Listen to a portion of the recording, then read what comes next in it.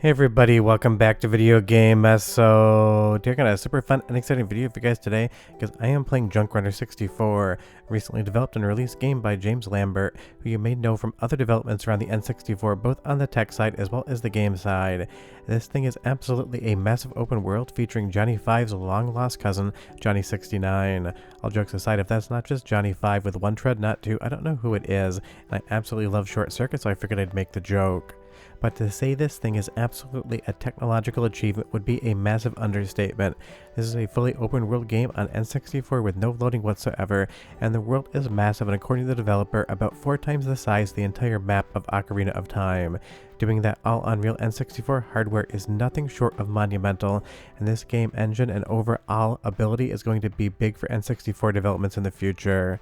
Before we get too far involved though, do me a huge favor, go down below, hit like and subscribe, and ring that notification bell, definitely helps us out.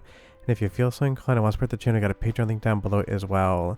But honestly, the N64 is seeing its new golden age with stuff like Analog 3D, the Mr. FPGA core, Pirate 64, a brand new game engine, and a ton of new games being developed for it. And this is why retro gaming is making a comeback, especially with more modern audiences. We're getting more and more stuff basically every single month for these platforms. But right off the top, it should come as no surprise just traversing this world how impressive the overall landscape is. It is huge, it has a nice level of detail as it loads in, and this thing will run on real hardware as well if you have a flash cartridge. But this footage right here is captured off the Mr. FPGA and the 96 MHz core, which is going to give it a couple more frames per second, because this is definitely a game that'll run well on stock hardware, but overclocked, you're just going to get a little bit more out of it. And honestly, that is always a fun time. But the number one thing you're going to be blown away with here, outside of the actual gameplay, which is outstanding, and the story, which is charming as well, is just how massive of a world this truly is. And if you don't know James Lambert, maybe you played Portal 64, the game that was in development until he ceased because of some issues with the overall library being patented to Nintendo on the development side of things. This dude has basically made things on N64, including the Mega Texture demo, that just show that the N64, as far as a hardware platform is concerned, has way more horsepower under the hood than basically anyone would ever expect. And that really is fun, because not only are these games incredible, and Portal 64 is still easy to find if you want to try what is available, it's also just basically a showcase of how far you can push and still get good performance out of the N64. And I will say here, from the textures to the overall models, this is outstanding art design. All the colorways on offer here look spectacular, and there's so many different regions in this map. You're going to see different aesthetics and different kind of environments the entire time you're riding around. And that, again, it isn't just a tech showcase as to how far the N64 can be pushed in an open world, it also just is a really charming game with a fun story and a good gameplay mechanic. And I really love the dithering at the edges as things pop in as well. It's kind of funny that Sega Saturn always got dragged for having dithering and not true transparencies, but dithering as an art design really seems to be coming back in 2026, and honestly, I am there for it. And you'll see here we are finding parts in the world because obviously the game is called Junk Runner. You need to find parts within the world in and of itself to basically restore things back at base camp. Now, I'm not going to spoil the entire story here or the gameplay elements for you.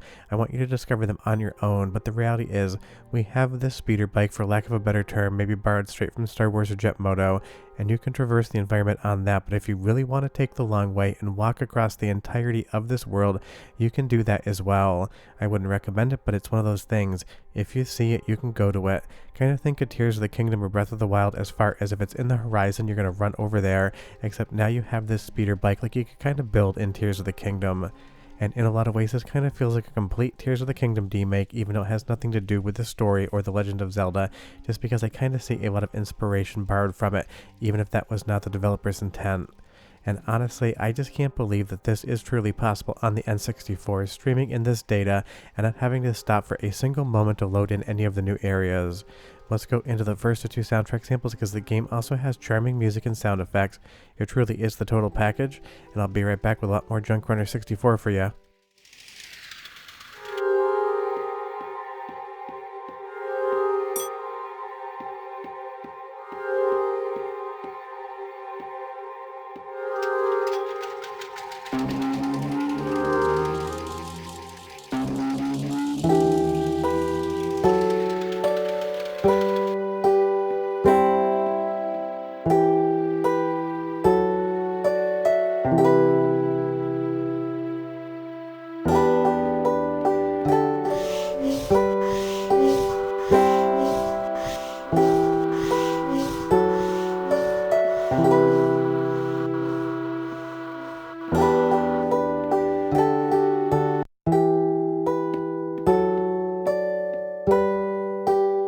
mean, honestly, I love how understated the music is and kind of feels a little bit like a space western, kind of like the Cowboys on the Frontier movies you see back in the day, or some of the Sergio Leone stuff.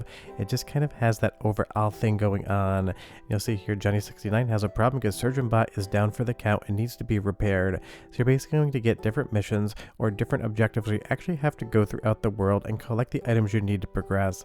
And honestly, even though this is an open world game really showcasing just how far the N64 can be pushed in its open environment, I absolutely love the interior environments as well. They're well designed, and honestly, if this thing had come back out in the N64's heyday when it was on retail store shelves, I think you're talking about 9.5 out of 10s across the board on the reviews, and it would widely be considered one of the best N64 games of all time.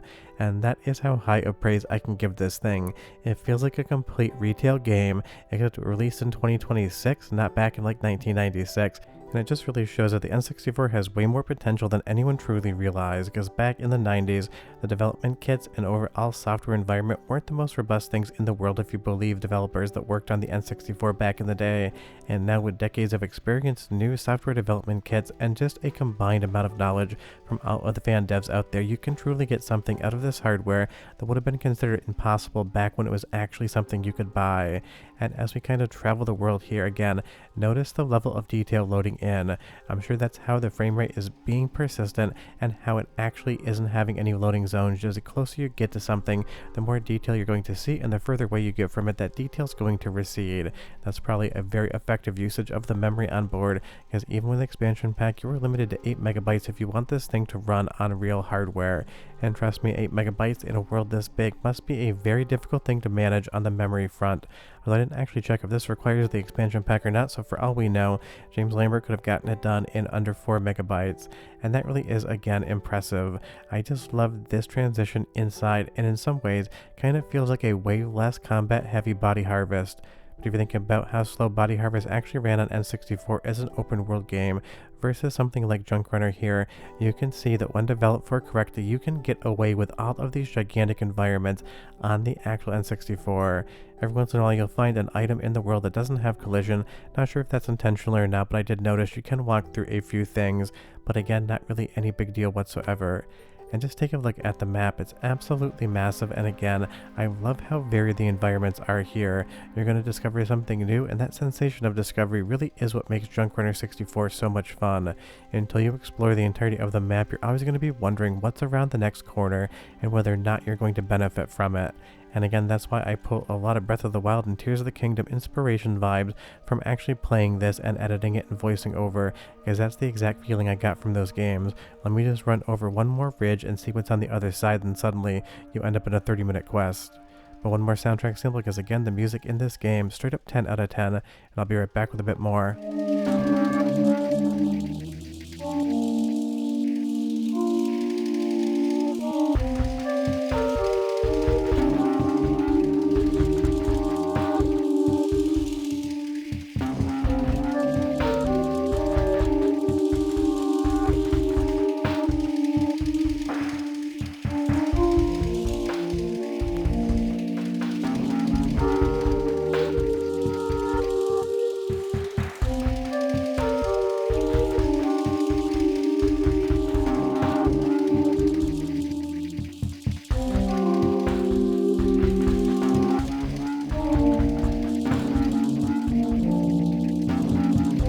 Honestly, in some ways, I get like a 20% Silent Hill vibe going on there with the music. It's a little bit spooky and definitely has a very environmental, almost space opera vibe going on, but it definitely works in context of what you're seeing in the game.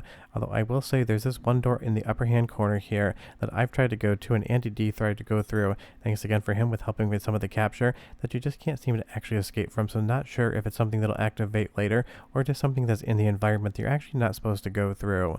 But that is really the only observation I have playing around with Junk Runner 64, where I would say I wasn't quite sure what I was supposed to do or if it was supposed to do anything. Outside of that, just kind of going through this world has absolutely been a magical experience. I love the pastels on those mountains in the background, those pinks, with all of the different golden hour colored sand dunes here, and even the warp pads you can find throughout the environment to help speed you up.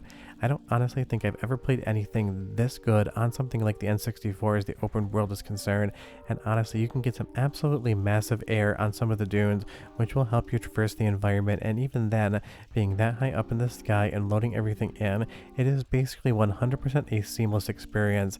And as we get onto these salt and dirt flats here again, every single environment is going to have its own unique kind of ecosystem. You're going to see things that are alive, things that are dead, and just completely different sort of mountains and ridges to go over as well. It's almost like the entire world's been terraformed to be extra interesting, and I think that was a nice touch, kind of giving you diverse environments to go through. And I just can't wait to see what James Lambert makes next, because between Portal 64, the Maker Texture demos, and now Junk Runner 64, absolutely everything this developer touches comes out basically near to perfect, and I absolutely love that. And it really makes me hyped up and excited to see what more N64 can do. So if you want to play this one, I left a link in the description below to the developer's GitHub, because this recently updated as of about 24 hours ago, I believe. But we are done. Trust me, you want to play this one, and I'll see you guys next time. Hope you enjoyed the video. Bye-bye.